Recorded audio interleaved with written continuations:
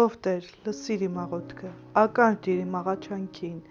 պատասխանիր ինձ քո ճշմարտությամբ և քո արդարությամբ։ Քո ծառայի հետ դատաստանի մեջ մի մտիր, որովհետև ոչ մի կենդանի մարդ չի արդարանա քո առջև, որովհետև թշնամին հալածում է իմ անձը, իմ կյանքը նա գցում է գետին և ինձ նստեցնում է խավարի մեջ վաղուց մեռածների պես։ Իմ հոգին մաշվեց իմ մեջ, իմ սիրտն ավերված է ինձ։ Ես հիշում եմ առաջվա օրերը, մտածում եմ քո բոլոր գործերի մասին, խորհում եմ քո ձեռքի գործերի մասին։ Ձեռքերս տարածում եմ դեպի քեզ, իմ անձը չոր հողի պես ծարավ է քեզ։ Շուտ արա, լսիր ինձ, Տեր,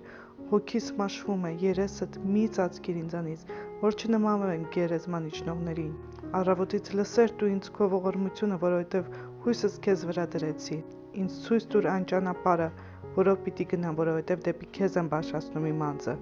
Տեր, փրկիր ինձ իմ թշնամիներից, ես ապավինել եմ քեզ։